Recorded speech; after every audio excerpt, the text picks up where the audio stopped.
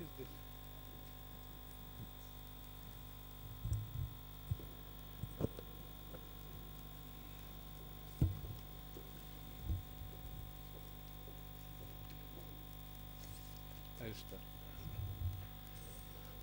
Good afternoon, friends, and welcome to this press conference.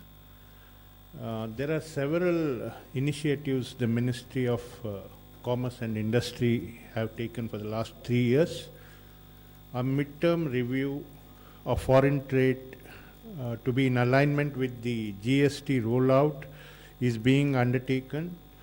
A fully functional government e-market portal along with the overarching Make in India initiative with ease of doing business, Startup India, the intellectual property rights, and steady and consistent growth in exports are some of the major highlights of the ministry.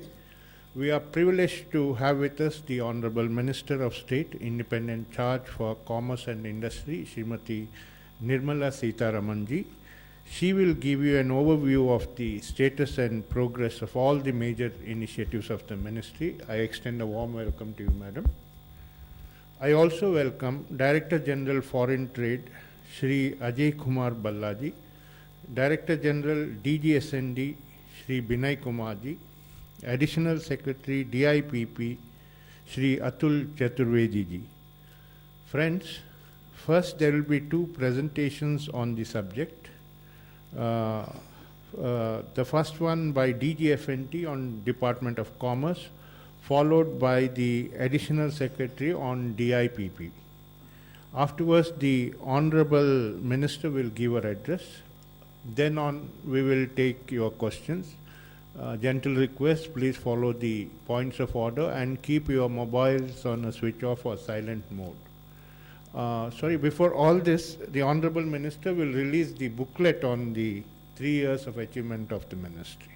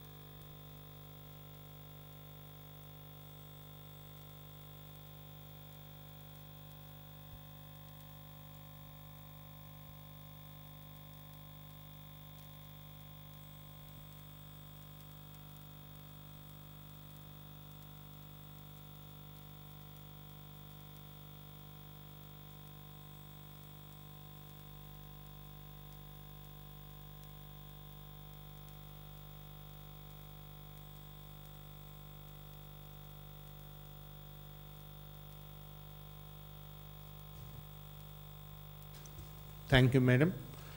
Now I will request DGFNT to give his presentation.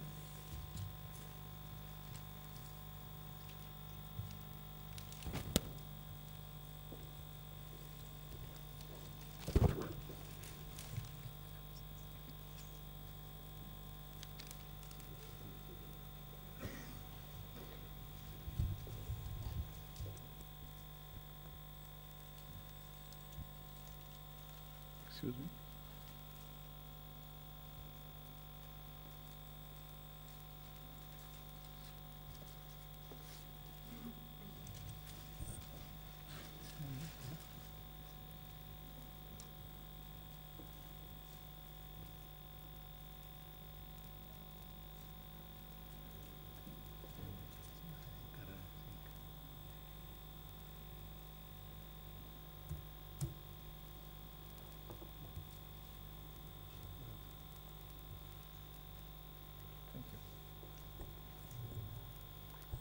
Very good afternoon. Honorable Minister for Commerce and Industries, other officers on the dais, and distinguished ladies and gentlemen. I would start with highlighting the progress and turnaround of the export trade, where we have, in the last 7 months, we have achieved a positive growth. We must compliment all the exporters in this regard for their efforts. We have reached at merchandise exports of 276.5 billion US dollars, which is 5.44% growth over the previous year. Similarly, on the services side, where we always have a surplus trade, we have grown 5% and reached a figure of US 160.68 billion US dollars in the services trade. So in the total trade, we have rebounded by about 5%. You can see in the graph that there is a dip in 15-16 which has been turned around. The sharp fall which came from 14-15 has been turned back, and at the same pace we have grown better. On the lower graph, if you notice, there has been a consistent reduction in the trade deficit over these 3 years. We have been coming down from a 61 billion US dollars to about 40 billion US dollars. So there's been about 1/3 reduction in the trade figure. At this stage, I would just like to mention that what has happened in these 3 years in certain categories. The share of manufacturing sector has gone from 60% in 13-14 to 70% in 16-17. So the manufacturing sector has taken a lead as far as exports are concerned. Again, in the category of goods, earlier in intermediate goods, we were exporting about 57.5%, which has now come down to 55% in 16-17. On the other hand, the finished goods, the consumption goods, have gone up from 32% to 36%. That again shows that we have started exporting the value-added goods in this category. If I just place it on the technology front, the high technology exports on manufacturing side has grown from 26% to 28%. And the low technology exports have come down from 12.3% to 11.3%. Though the reduction may be in percentage very small, but it's a beginning of a trend which we must acknowledge, that country has gone into high technology and high and consumption goods. These are some of the big ticket items in India's export basket. Engineering goods have been always our flag bearer, 11% growth in the last year. Gems and jewelry and petroleum sector also registered equally good growth. Marine products have shown a 24.1%, and that is again one of the top sector where we have done very well. India's major trading partners have remained the same, and with almost all the top trading partners, we have grown almost at the same pace, 5%. And on import side, the major trading partners have also remained the same, China, USA, UAE. All of you are aware that 5 years trade policy was launched on 1/4/15, covering earlier schemes and providing a major fillip to the export trade. It brought in simplifications of not only forms and procedures, it brought in also simplification of schemes, and various schemes were brought in. Two of the major schemes were merchandise exports incentive scheme and service export incentive scheme, which simplified many procedures and brought in the earlier different schemes together. Though we have not any direct study linking with the incentive schemes, but I would just like to give you two figures. For in 15-16, after the policy was launched, if we look at the exports, the overall exports in the country declined by 16%. Whereas in MEIS line item, the decline was only 8.2%. And the non-MEIS items decline was 24%. So, though, I mean, it's a negative this thing because the whole year the trade declined, but the MEIS driven items, the decline was much less. Coming to this year, 16-17, at the first half, if we analyze, the MEIS lines have shown a positive growth, and non-MEIS lines have still shown a negative growth. So that shows that incentive schemes have worked well when it comes to providing incentive for exports and building the exports. Another important scheme which was launched at the same time effective from 1st April 2015 was interest equalization scheme, where the 3% interest equalization was provided for pre and post shipment credit. And this scheme has also helped the exporters in availing a credit which is at a lesser than the market rate. This scheme covers all the MSME lines and some of the major other export lines, which are out 416. Besides the foreign trade policy, continued with the earlier schemes of advance authorization for import of raw materials, where we imported about 2 lakh crores of raw materials duty free. That means with a value addition of about 15%, the goods worth that will be exported, which is the minimum value addition in this category. Similarly, for the import of capital goods, the duty free given was 13,000 crores. So with this duty saving, 6 times of this need to be exported over a certain time frame. Coming to the foreign trade relations, RCEP is the one major negotiation rounds which are going on. India is going to host another next round in Delhi in July. India has been placing its stand in the RCEP rounds very effectively and has been able to articulate its stand vis-a-vis other countries. Similarly, we have negotiations going on various other things. One of the highlight would be review of India-Korea SEPA, which has been initiated last year, and expansion of other PTAs and FTAs, and ongoing other discussions. As far as India's presence in WTO is concerned, India has always been in a very effective position. In Nairobi also, the Bali ministerial decisions were reiterated and commitments for permanent solution was sought. We have signed the WTO trade facilitation agreement, and that will definitely facilitate trade within the from India as well as in the whole world. India is also piloting a similar initiative on trade facilitation in services and has placed a draft for this purpose. Coming back in the country, we do a lot of trade facilitation. We have, as said in the policy, we simplified good number of forms. The issue of import-export code was also simplified, made it electronic from 1st April 2016. A project development fund has been created for export to CLMV countries, and EDI issues have been implemented for online for facilitation of exporters. Export promotion councils have been one vehicle of trade facilitation, and reforms in EPCs have also been introduced. They have been asked to conduct mandatory elections and with the fixed tenure of their heads, which Commerce Ministry found that over a period of time, certain same people used to continue. So it's a transparent mechanism of election has been brought, and there has been various mega shows for champion sectors. Various fairs have been held to promote trade, like the BRICS Trade Fair or Innoprom or Healthcare. India-Africa trade relations have been given a fillip. All of you are also aware that a trade infrastructure is being developed at the Pragati Maidan. It's a very comprehensive project of more than 2,300 crores as far as the main project is concerned. In addition to that, there's a redevelopment of the road and road network, which will ease the traffic around Pragati Maidan. A scheme was launched very recently on trade infrastructure for export schemes. This is basically to assist the state governments to develop export infrastructure and other central agencies to avail this. Common facility centers are also being developed for gems and jewelry sectors. Border hearts are also being promoted for across the border trade with the neighboring countries.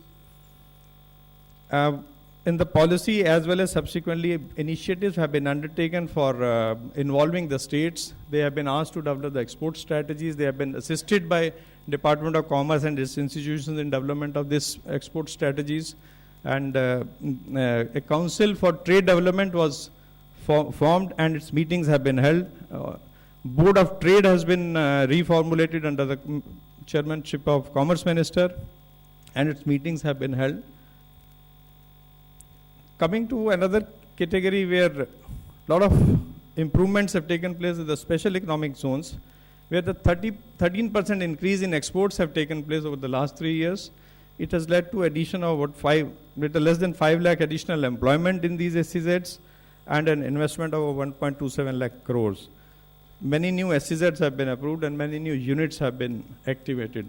One of the important feature is the Gift City SEZ at Gandhinagar, which is the International Finance Services SEZ, which is now going and developing many new things. One of the new things which is going to come up is the international exchange from the next month.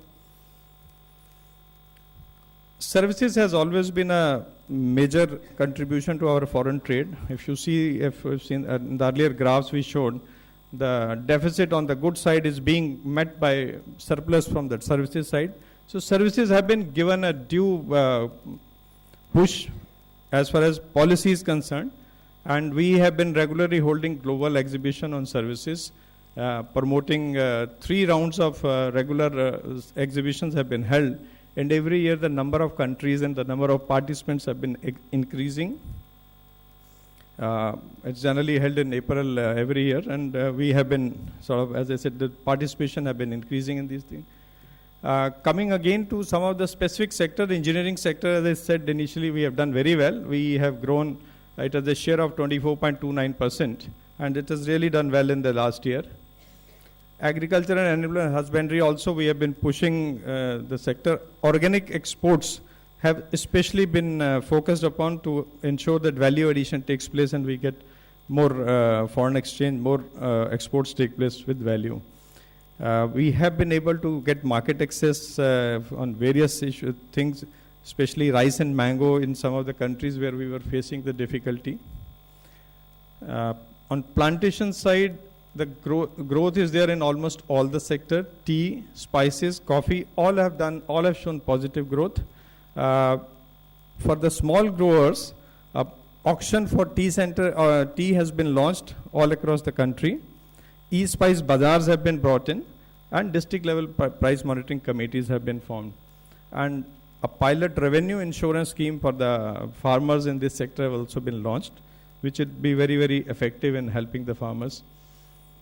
To spread the information, SMS services have been launched for the tea leaf prices, and Pradhan Mantri Krishi Yojana has also been extended to the plantation sector. We have various institutes under the Department of Commerce. Each and every institute has definitely been contributing its own worth. Indian Institute of Foreign Trade has campuses at Delhi and Calcutta and is planning to expand in other places. It has a Center for WTO Studies where we have established 2 more centers recently, a Center for Regional Trade and Center for Legal Studies, and both have been sort of started functioning now. FDDI also is a very premier institute where we have taking it towards development as National Institute of National Importance. Indian Institute of Packaging also is expanding its campuses and is trying to establish a campus at Ahmedabad.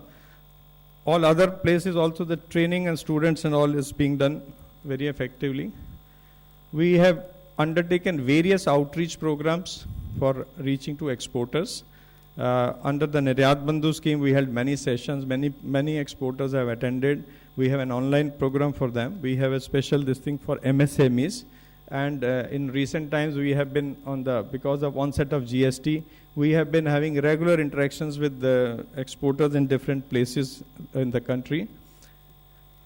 Standards is another issue which has been flagged and pushed by Department of Commerce. A quality standard regime is there, is the PM's vision to have zero defect, zero effect.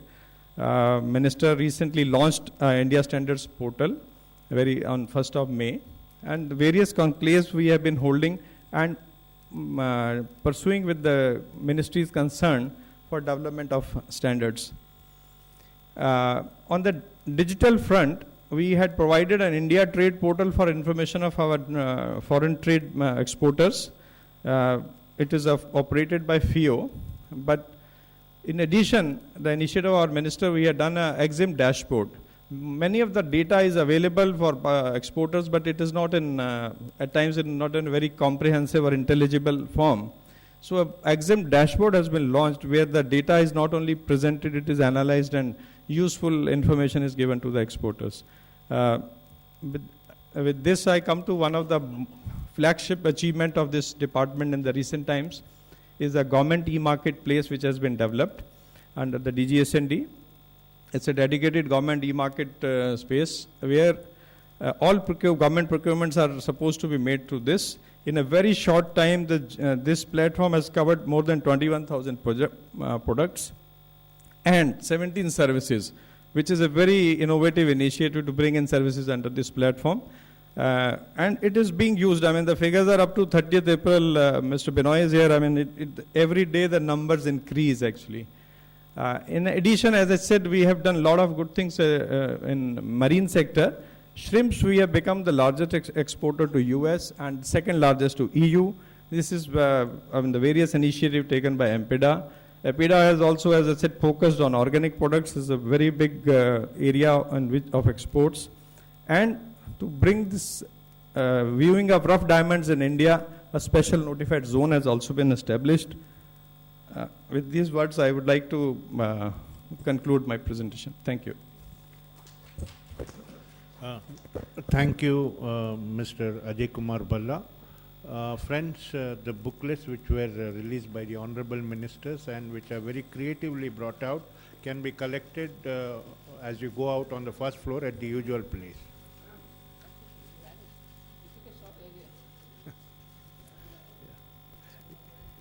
Thank you. Now I request Shri Atul Chaturvedi ji to give his presentation. Good afternoon, ma'am. Covered in this booklet. You get it.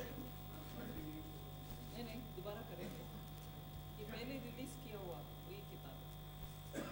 Honorable Commerce and Industry Minister, the senior officials, friends from the media, I would take you through the achievement book which has been released by Madam just now. And it's there on our e-book homepage as a link available where you can also see it online. So as far as the issues are concerned, most important item which was there where we were responsible for execution and delivery was the Make in India initiative, which was launched in September 2014 by our Prime Minister. And the whole idea in this was how can we achieve the manufacturing levels, how can we create jobs, and how can we also ensure maximum governance with the minimum government. And that's where in the first ever public-private collaborative process, in a single day workshop, we arrived at a 21 focus sectors action plan, and these are being monitored. And these are 118 action plan points for 21 focus sectors which were devised in one day. And as far as monitoring of this is concerned, it's around 78% of the short-term action points have already been implemented in last 2.5 years since the finalization of this. And as you see on the other page, which is basically the number of accreditation or number of recognition which has been given by whether it is World Bank, United Nations or IMF, or number of international organizations have praised India with reference to the kind of initiatives and achievements we have achieved, which is whether it is the fastest growing economy or a most attractive investment destination or the 6th largest manufacturing nation or 62% FDI equity growth in last 2.5 years since the launch of the Make in India initiative from September 2014. Some of the sectors we have tried to showcase in this, though these are the initiatives which have happened because of the steps taken by those departments, but since they were being driven from the Make in India initiative, therefore we have tried highlighting some of them. So in the automotive sector, there's around 72% increase in the FDI equity inflow. Electric vehicle production has increased by more than 4 times. Auto component sector, there's a 15% growth in turnover and 22% growth in the export. In the biotech sector, there are 30 bio-incubators and biotech parks which have been supported and established in the last 3 years of this government. In the pharma sector, we have the 2.9 billion worth FDI which has been received, and then we have the exports of drugs and pharma and fine chemicals worth rupees 1.06 lakh crore in 2015-16 with a 29% increase in industry turnover on this. As far as the power sector is concerned, there is a $2.5 billion worth of FDI equity inflow which has come in. And we have also achieved the lowest ever energy deficit of 0.7% in the last financial year. On rail sector, one of the important initiative is the joint venture agreement which has been signed with the Alstom and GE for rupees 40,000 crore, which is going to do a lot of manufacturing of the infrastructure related equipment and other related items. On the renewable energy front, we have received almost $2 billion worth of US dollar total FDI equity, and world's largest solar power plant of 648 megawatt capacity has been commissioned in Tamil Nadu in a record period. On the ease of doing business front, as you know that India's ranking in getting electricity indicator has leaped by 111 position in 2 years time, which is a record for any country of the world. And the getting electric connection has been made simpler and faster by mandating online application and payment for connection above 100 kVA. So these are some of the initiatives on the getting electricity part. On the starting a business, now it is possible to do a company incorporation, including the other related items like PAN, TAN and all in less than a day. Number of procedures have been reduced to 8 during the construction life cycle, from 29 in Delhi and 42 in Mumbai. So these are huge changes in terms of this. On making it easier to trade across border, there is a single window which has been established called SWIFT, which has led to reduction in time from 111 to 4 hours for imports and from 34 to 4 hours for export. And on the other front, there has been insolvency and bankruptcy code which has been enacted, which is again a path-breaking initiative taken by this government. On the ranking of states, this is for the first time this government initiated this to ensure that we have not only the policy initiatives at the Government of India level, but also a change in the ground situation, so that the interface of the investor with the government agencies are also eased out to the extent possible. And therefore, this state ranking were introduced with the help of World Bank. And in the last 2 years, there have been number of improvements, a number of achievements in these areas, and there is 12 states, in fact, in the last ranking, 12 states have showed exceptional performance with over 90% implementation score. So that's a huge change on this front. On the FDI front, you must have known by now that we have crossed all the previous records in the history of the FDI with reference to the kind of FDI which has been received in the last fiscal year, which is over 60 billion US dollar. And even the last year was also record, but this year is even better record than that. And there has been a growth of around 62% since the launch of the Make in India initiative in September. And this is just to tell you that the growth where we started was in 2013-14 was 36 billion US dollar, which is now reached to 60 plus as of now in the last fiscal year. On the startup, which was another initiative which was launched by our Prime Minister in 2015, January, and this program has benefited around 2,830 startups, and rupees 828 crore worth has been sanctioned for the infrastructure, and 47,000 plus query resolutions have happened, 1,000 plus IP facilitators, 457 tinkering labs, 15 states now have also have startup policies. So that's a huge change on the startup front. On the tax benefits for startup, in the last financial year and the previous financial year, number of announcements have been made by the Finance Minister, including income tax exemption for 3 years out of the block of 7 years, tax exemption on capital gain, tax exemption on investment made in startups above fair market value. So number of these the benefits to give incentives has been in place. On the industry academia partnership and incubation front, 10 new and 6 existing incubation centers have been approved for under the Atal Innovation Mission, 15 startup centers and 15 technology business incubators being jointly set up by Department of Science and Technology and Ministry of Ministry of Human Resource Development. Research parks at IIT Kharagpur and IIT Mumbai are under construction with 100 crore each, and research park at IIT Gandhinagar being set up by the Department of Science and Technology, and 3 bioclusters have been funded already.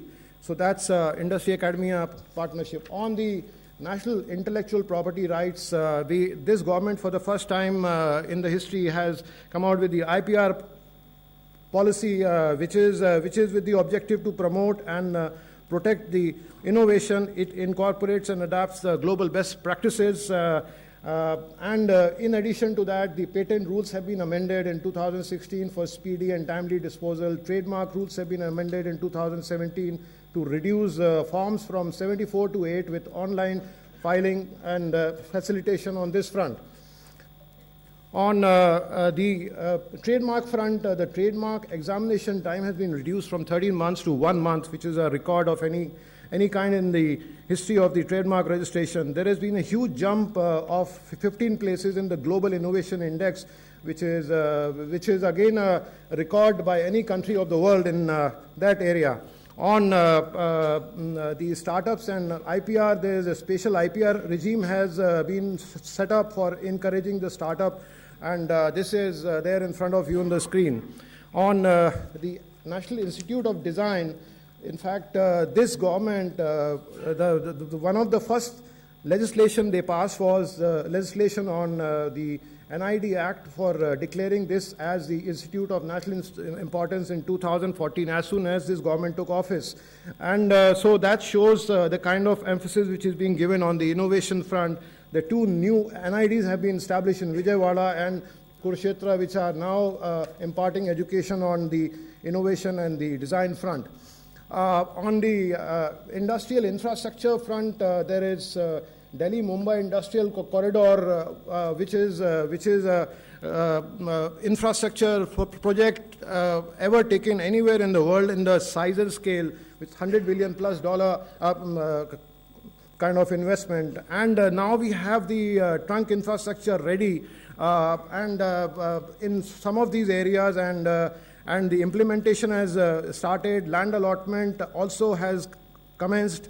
4 towns are now ready for the land allotment, and the infrastructure would be in place for the phase 1 of these 4 towns by mid-2019.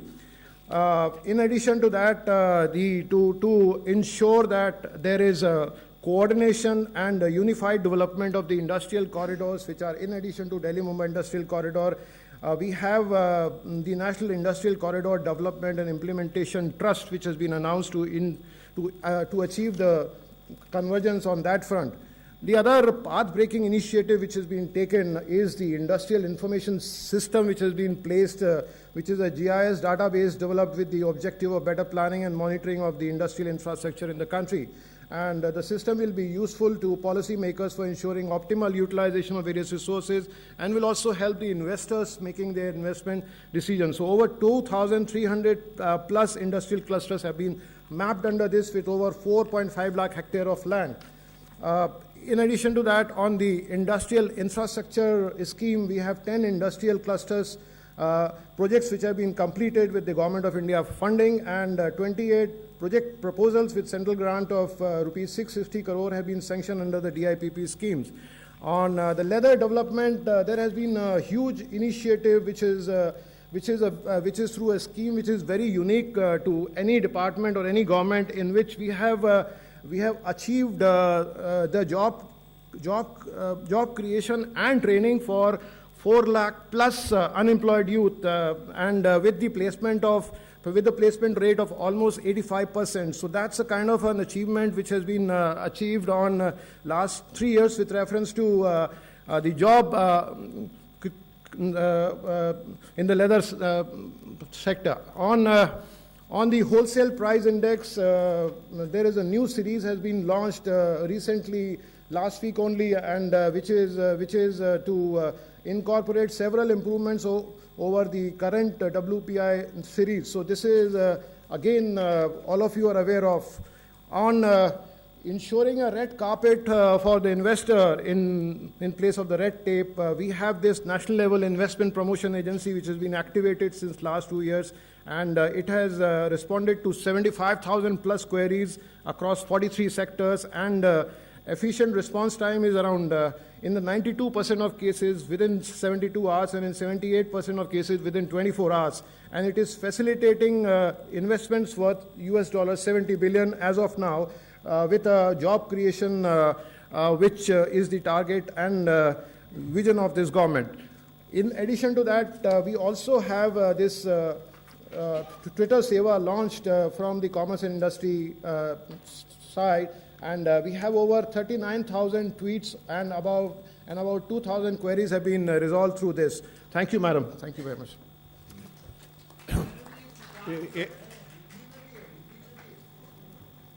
Yeah. Thank you, Mr. Atul Chaturvedi. We'll address your concern later. Okay. Now I request the Honorable Minister to give her address to the media. Lights on, please. Yeah.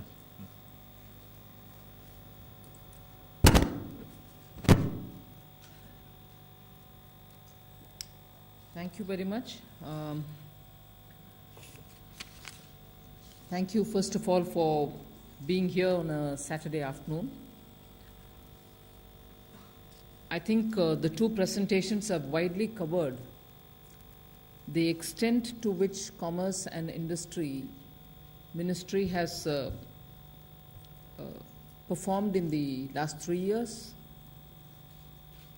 Sometimes many of the activities do not capture our attention because we predominantly look at trade when talking about commerce, and when we are talking about industry, it has been a great focus on the FDIs.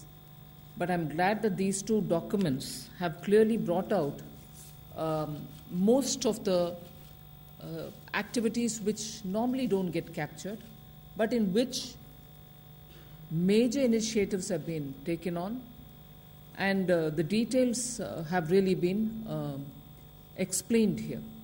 But what I would like to emphasize on is, if the first 15 months went away by repeated alerts on, oh my God, what is happening to trade, I'm glad today, when we are talking about 3 full years of completion of the NDA government led by Prime Minister Narendra Modi, we are able to say for the last 6 months, notwithstanding the headwinds, global headwinds, which have not really very much changed over the years, notwithstanding the global headwinds, our exporters have really performed. Some of the sectors, as the DGFT had clearly explained, have withstood the headwinds, performed, and shown that consistently in the last 6 months they've maintained the upward trend. And that is the biggest message which exports have shown us, that even in these difficult days, when India speaks as the performing economy, it's commented upon as the globally as the shining star, our exports are also living up to our expectation, and exporters are performing consistently. And the 3 main schemes which have facilitated this has been very well explained. We are very clear that the interest subvention, interest equalization scheme otherwise called, MEIS and the SCIS have really helped in arresting the downward decline. And in fact, if anything, those sectors are now even showing very clear signs of revival. And we hope, and it can be seen with our consultations with the exporters, that this is a sustainable trend. Other than that, of course, institutional changes, policy reviews, both commerce and industry are going through a very, very serious and intense reviewing of policy, the foreign trade policy in the commerce side and the industrial policy on the trade side are being really looked in great detail, with consultation is being reviewed. Together with the industrial policy, a newer initiative which the industry has taken over is also to talk with the state governments, with sector specializations, specialists from various industrial sectors, industry and business leaders, on how India's industries are getting ready for Industrial Revolution 4.0, because that's going to have a big impact, not just on industrial production, but more importantly on the employment pattern, employment numbers, and therefore on that the consultations are going on. Of course, DG S&D has made a very significant and a remarkable change to the entire procurement process, bringing it over to an electronic platform, e-marketplace, which brings in transparency, makes public procurement open and transparent affair. Anyone can challenge what is happening there. A reverse bidding process is also allowed. And I think in this day and age, when corruption is the main target for us, and ensuring that everything that happens in the government is put on a transparent mode, his efforts, particularly in getting the e-marketplace, is a significant development about which all of us are very happy. And 7,727 sellers are already registered on it. 25,784 products are already being traded, and 500 crores of procurement has already happened in it. It still has some way to go, but we are happy about the progress there too. As an opening remark, I would only say this much and leave it to you all for asking any clarificatory questions with which we can even expand the scope of the dialogue. Thank you, Madam. Now I request there are placards kept in front of you. You can raise your placard. Yeah. Hanji, up number 2, yes. मंत्री जी, हमारा आपसे सवाल है कि आपने 3 साल के अंदर कितना एक्सपोर्ट किया है और कितना इंपोर्ट किया है, इसका रेशियो क्या है?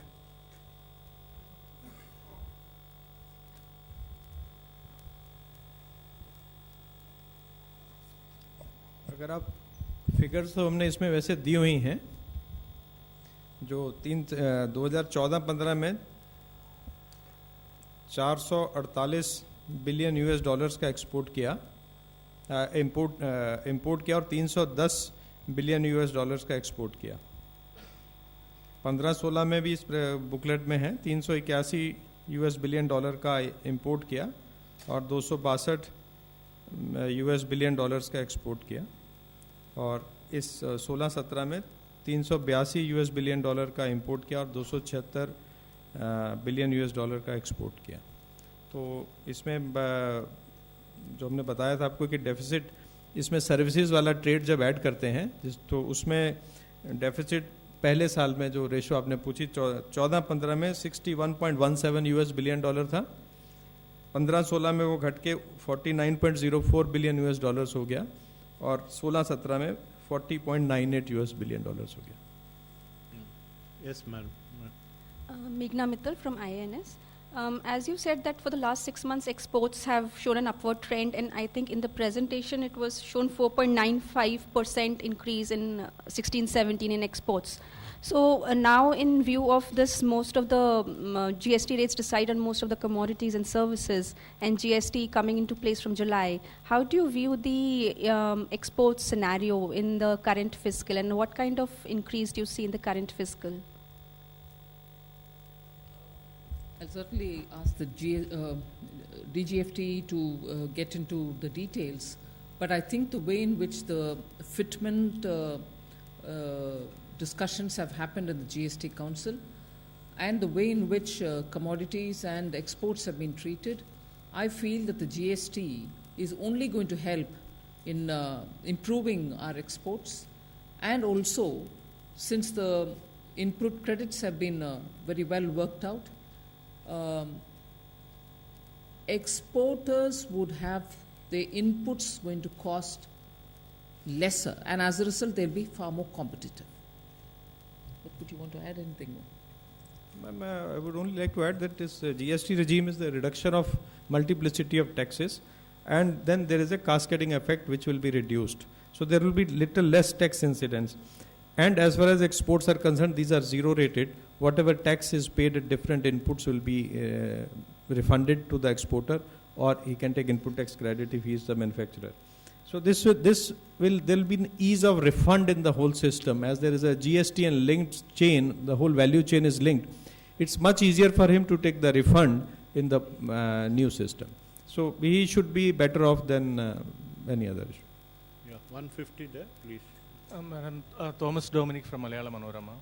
Could you take us, please, through the logic behind closing down the regional offices of the rubber board? Do you have a plan to merge commodity boards? And is there a plan to shift rubber board head office to the northeast?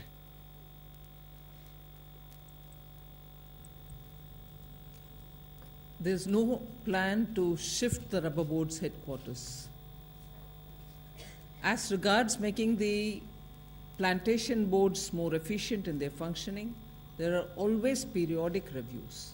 But at the moment, there's nothing that I have to say as regards plantation boards, except for saying all the boards have performed well. Plantation exports, as I said, excluding rubber, of course, all other plantation crops have really found an export market. Excluding rubber, I said, because India requires all the rubber it produces, and therefore we normally don't export anything which is grown here. Although now, looking at the current international prices on rubber, we wouldn't mind if exporters, if growers want to export rubber. But as it is, rubber put aside, other plantation crops have also performed very well. And as regards plantations, that's all that I can say. But if there are any regional offices which are being closed, the specific question that you asked, it is more done for rationalization of staff and presence where it is required, rather than with an intention of closing down. Huh? At the moment, there's no policy which is being released. Good afternoon, ma'am. This is Manish from Odisha Post newspaper. Here, ma'am. Yeah. Ma'am, as shown in the presentation, the industrial corridors covers almost whole nation, except there's coastal area like Odisha. The demands have been made in the parliament and also from the state government, Odisha state government, to include Odisha in the industrial corridors. Any development on that front? Yes, you're right. We did have a lot of VIP references and requests for extending the corridor, Visakhapatnam northwards and Kolkata downwards, so that the Chennai-Visakhapatnam corridor gets extended up to Kolkata via Orissa. We've taken a very favorable consideration for it, but the details have not been shown here as yet because they have not been tied up in that sense as yet. But yes, we are favorably inclined. Yeah. We'll take one from this side. Yes. Good afternoon, ma'am.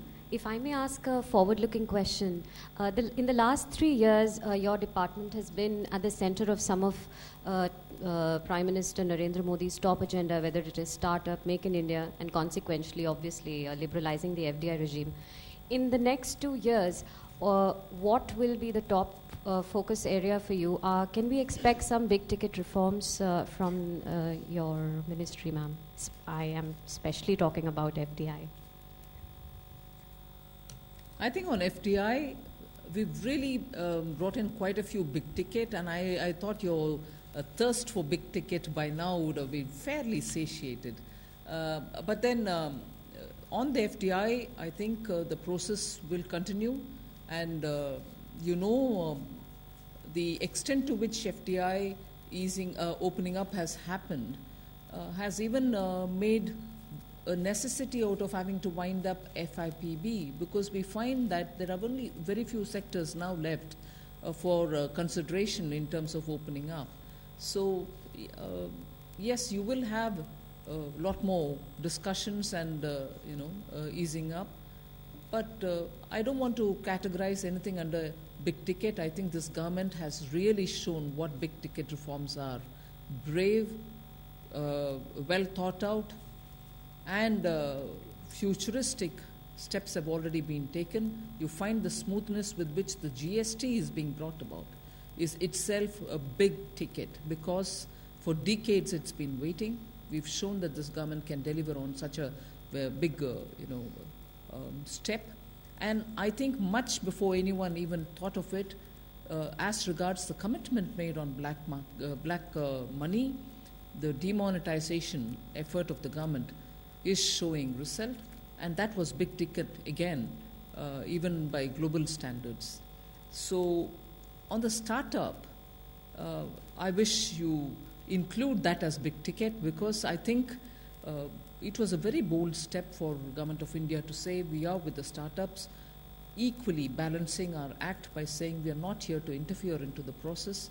We want the environment to be facilitated, and as a result, you see there's a lot more many startups which are getting the benefit of government's taxation policy, and also through the venture funds, which are partly assisted by the government's fund also, getting financial assistance. So with the startup movement also getting that little impetus, I would think it's going to have a very good ripple effect in helping the SMEs and also very innovative youngsters who would want to get into being entrepreneurs. So I think big ticket is happening steadily, even though your thirst is there on asking this question.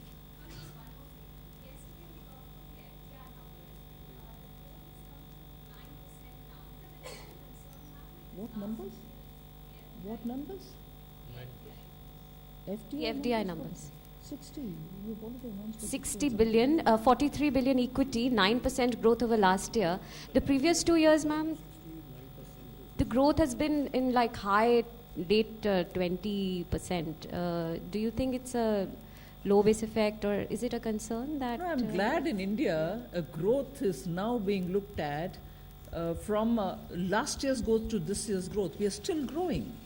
We are still reaching, and 60 is higher than the last year's achievement.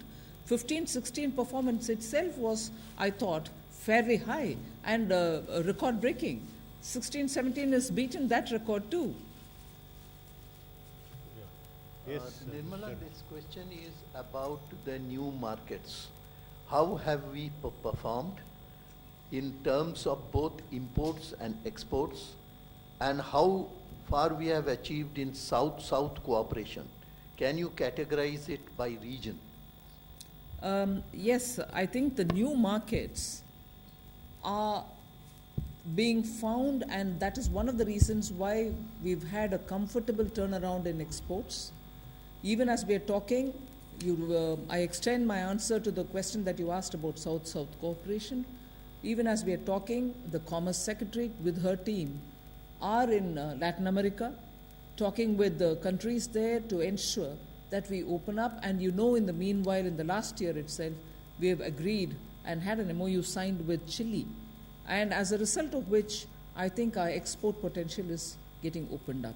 The biggest summit which was headed and held in India was with the African countries.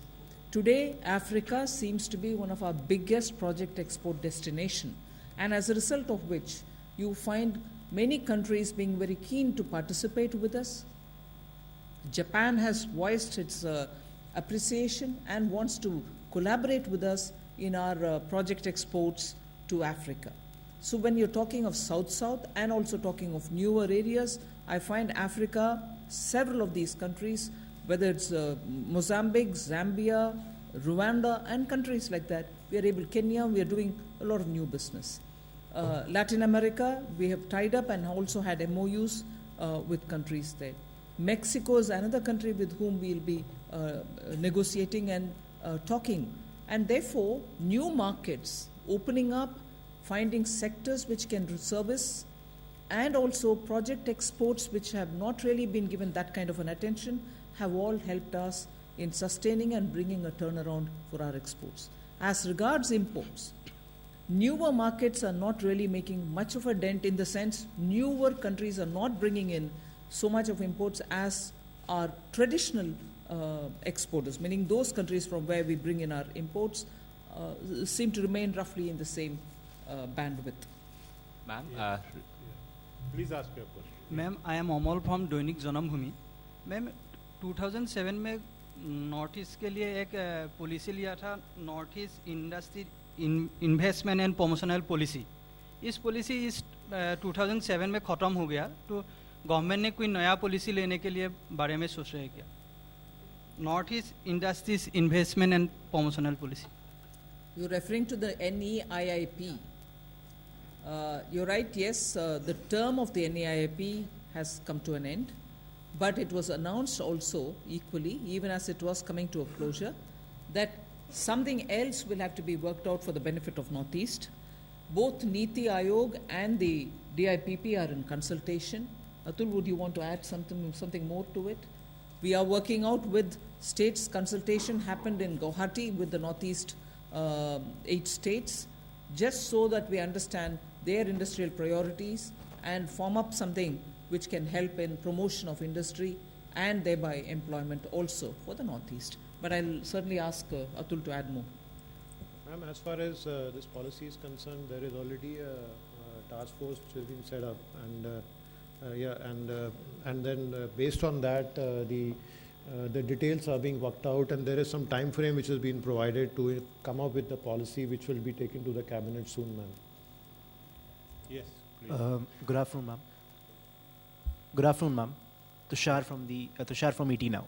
Ma'am, when can we expect to hear about the abolition of the FIPB? Is there a fixed timeline that has come up, or are there any else updates? You know, I tend to answer these kind of questions by saying you'll hear it when we close it. But then you seem to be setting the expectations by saying, is it going to happen next week? Or is it going to happen the next week after that? And so on. A decision has been made for the closure of FIPB. Necessary arrangements will have to be made, on which discussions have happened between several ministries. You'll get to know sooner about its closure. The cabinet has to take a call on it. We'll get to know soon. Rituparno decide. Rupee has been getting stronger by the day, and exporters maintain that it's squeezing their margins.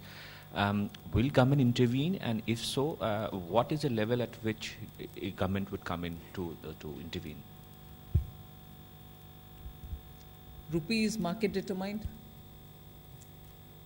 I've repeated several times that exporters are fairly sort of seized of its fluctuation, because it's not a sudden fluctuation, not just rupees fluctuation, but currency fluctuations has become the new normal, is something which I've repeated several times.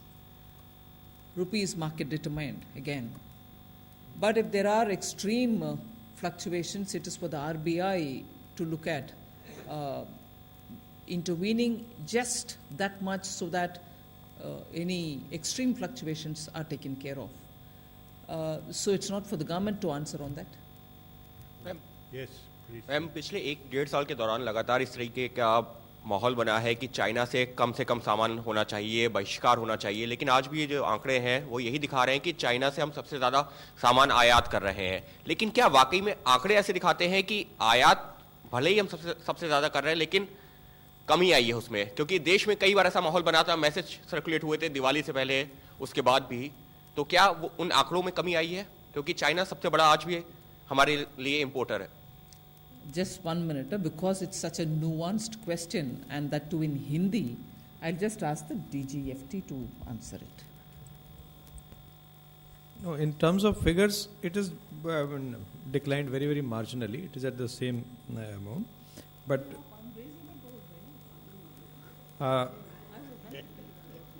China से जो decline है बहुत कम है. 61.71 billion US dollars का import था पिछले साल, और इस साल 61.31 का है.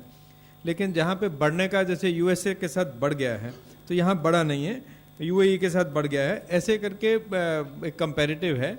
लेकिन आपका जो एप्रीहेंशन है वो ऐसा नहीं है कि जो गुड्स फ्री हैं इंपोर्ट के लिए, उसको ऐसे नहीं रोका जा सकता अनलेस कि वो रिस्ट्रिक्टेड कैटेगरी में हो.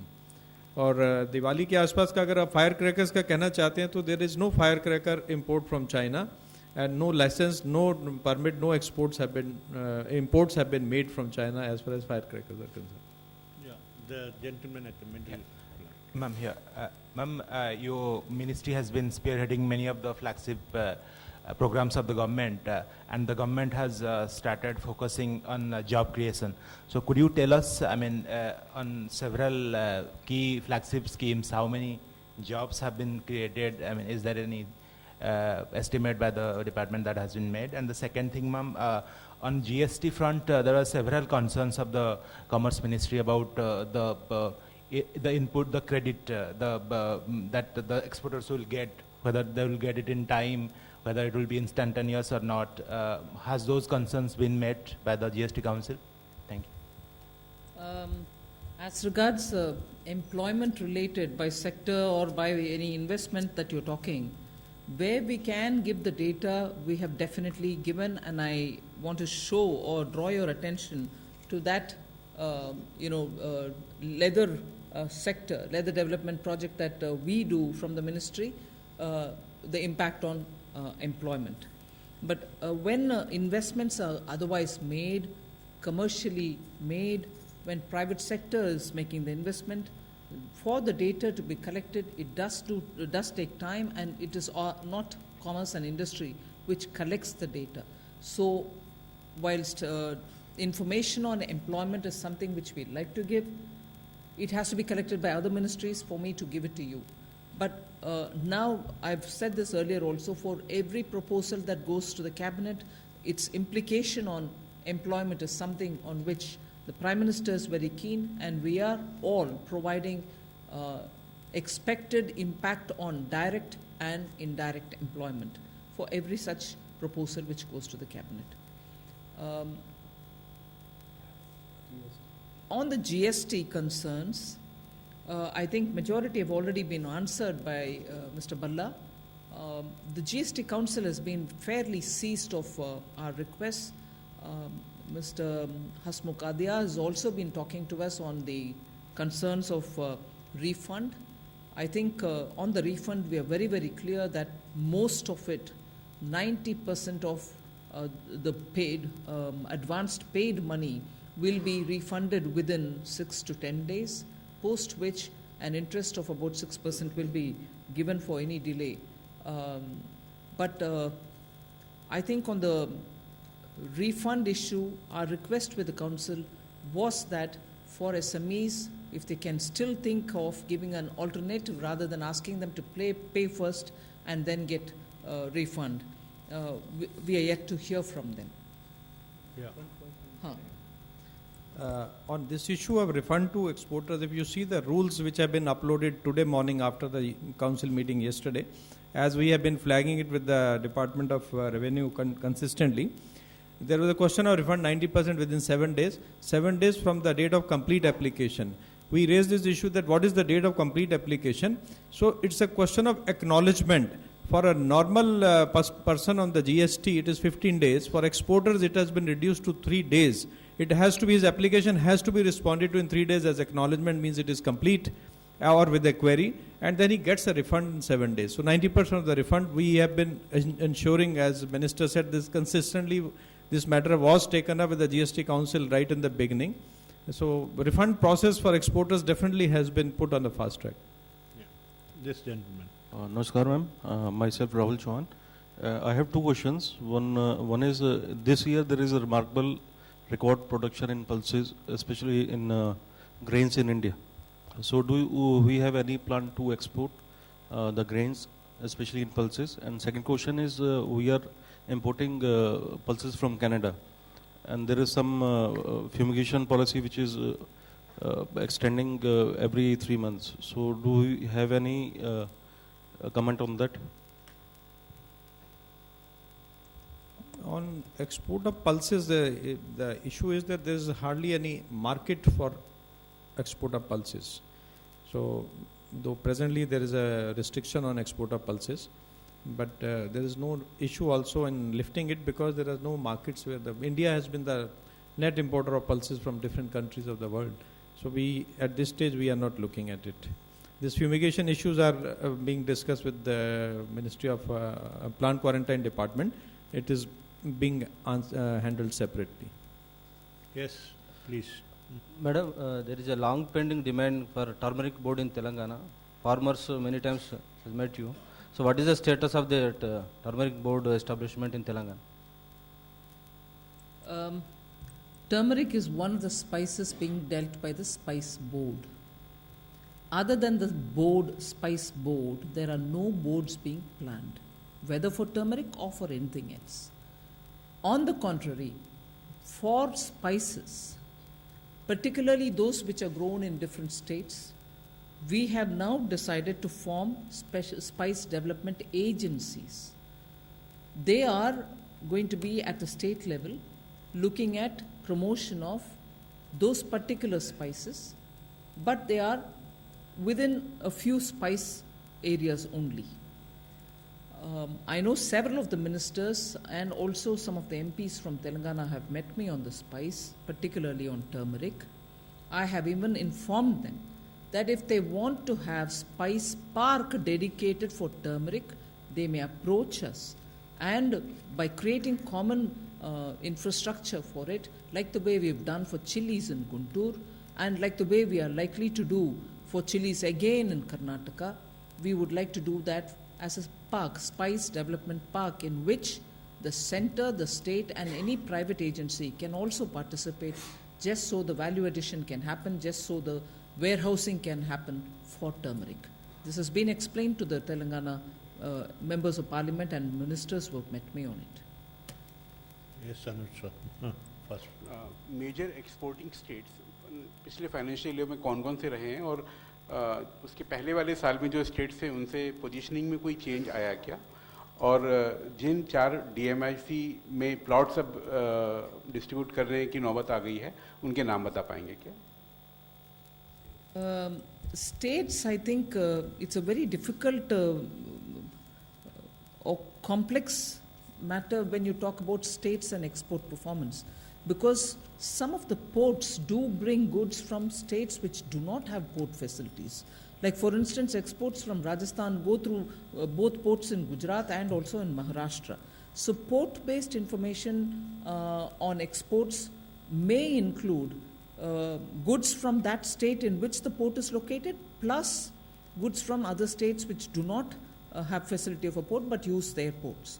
Nevertheless, I suppose you will be able to give some kind of a breakdown on export performance. Readily we don't have, but wherever in the shipping bill people mention the state of origin of the goods, then it gets captured as from that state.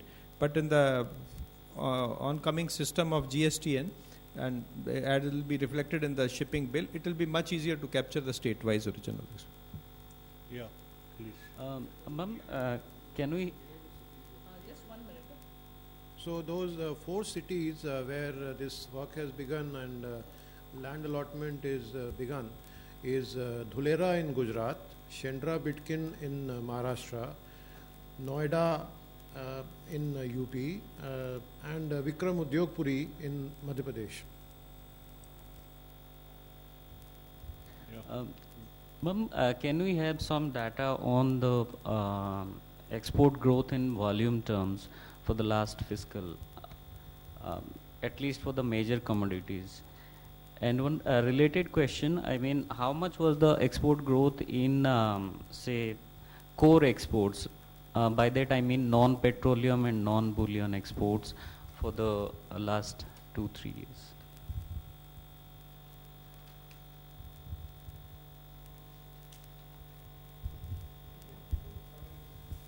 Some idea on some broad sectors of commodities.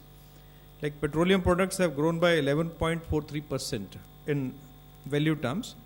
But in volume terms also, yes, it has grown. I mean, I can give you the figures. We don't have the percentage growth readily with me. Question is that we don't compute the whole exports in volume terms because the units of measurements are all different. Like the automobiles would be going in numbers and some in tonnage and some in other measurements. So overall, it will be extremely difficult for us to give. But wherever in commodities, wherever it is in tonnage, we can definitely give you those figures. I mean, I have the figures, but I don't have the percentage growth. Any specific thing you want to know, we can give specifically a quantum of this. Petroleum products is